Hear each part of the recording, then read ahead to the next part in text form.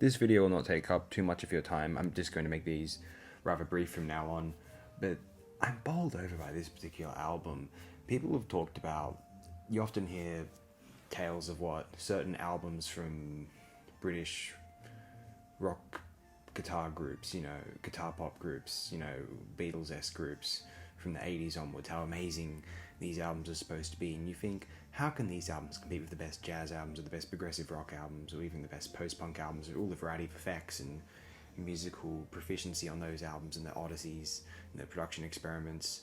How can a Smiths or a Blur or a Stone Roses possibly compete with this? It just seems ridiculous to me. How good can this British guitar pop be? Well, the songs are so strong and brilliant sometimes that you become captivated, and some of the productions are very, very involving in the case of the Stone Roses or the Smiths. The album that will most sell you on this idea of like why the British are so obsessed over their own guitar pop and why they thought that through the 2000s they kept trying to find the next one that was the great one, be it the XX, be it oh god, there were so many of them. There was just so many ones came from America, like Interpol, or groups from Australia like the Vines. They're trying to find the next one, Kasabian or Kaiser Chiefs, and they were just rubbish mostly. But this particular album, The Sun and the Moon by The Sun and the Moon, the Chameleons are already a brilliant band, and Mark Burgess was proving himself one of the more esoteric and interesting songwriters in the English language at this time. He took with him the Chameleons drummer John Lever, and they had hooked up with guitarist Andy Clegg and guitarist Andy Whitaker. They formed this jangle guitar duo. Burgess plays bass guitar, and this foursome composed some of the most beautiful songs of the 1980s within this particular idiom, in my opinion. Anyone who is already sold on this particular world of British songwriting, the Smiths, the aforementioned Chameleons, which The Sun and the Moon derived from, whoever you want to name, there's dozens of groups in the 80s of this sort. I can't imagine The Sun and the Moon not appealing to one.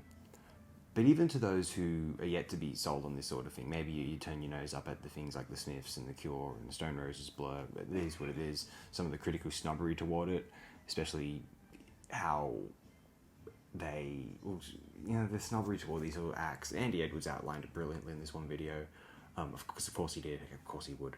How they're designed toward more instrumental and virtuosic forms of music in lieu of this kind of traditional songwriting, pop songwriting, guitar pop songwriting. But I would wager that pretty much every track on here is just a track that if it caught you on the radio, you'd be mesmerized by it, or if a friend just played it for you, you'd be like, this is a beautiful track. Who does this? It's The Sun and the Moon. Don't go into this album with the expectation it's going to be a great album. Just sit back. Just don't expect the songs to take you. Just have it playing near you as you're typing away at something. Listen to it twice if you have to. I'd like you to be... You can find this album on YouTube, and I don't worry about having to, track this down or anything, but just sit down with it. I don't even want to have to...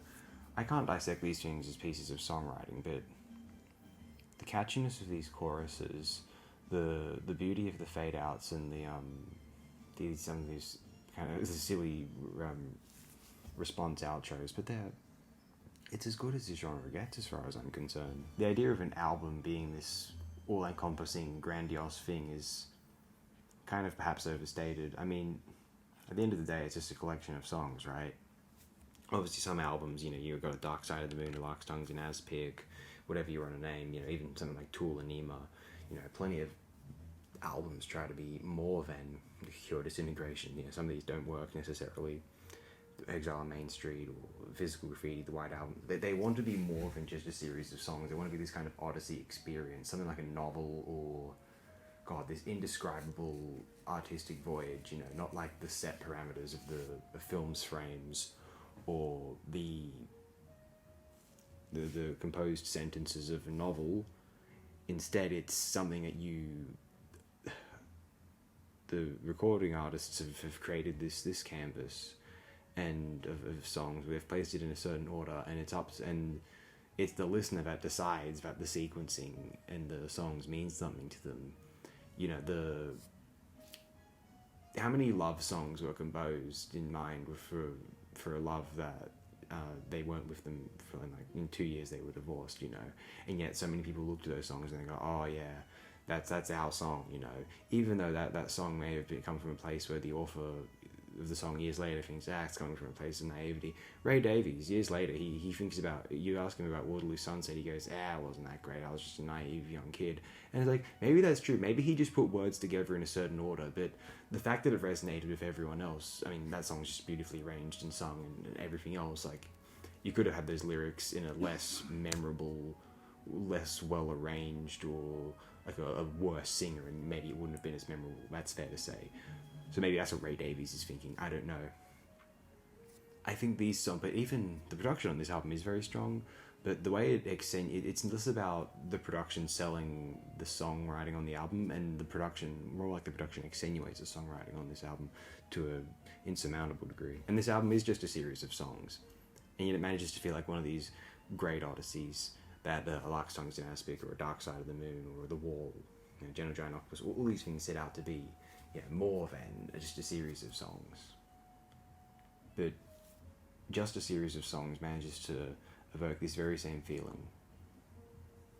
Even the Chameleons albums, Script of the Bridge, What Does Anything Mean Basically, Strange Times, brilliant as all three of them are, they rely on effects and this idea that the album's going to be a trip, a novel with a beginning, middle, and an end. Whereas this idea of an album just being a series of songs, it's almost you churn it from a novel into a series of short stories, yet it still has this feeling of being a lived and holistic kind of experience, set kind of odyssey trip. I think that's how I would describe The Sun and the Moon in comparison to maybe something like The Chameleons' Strange Times. If you feel like listening to something that you presumably have not heard before this evening, do try The Sun and the Moon by The Sun and the Moon.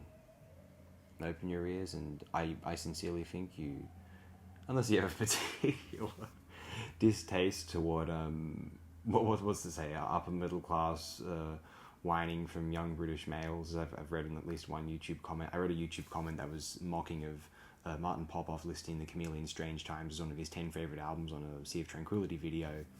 And if you're that commenter, don't listen to The Sun and the Moon. But if you aren't that commenter, give it a go. I have a firm feeling you may get something out of it. Yes, indeed.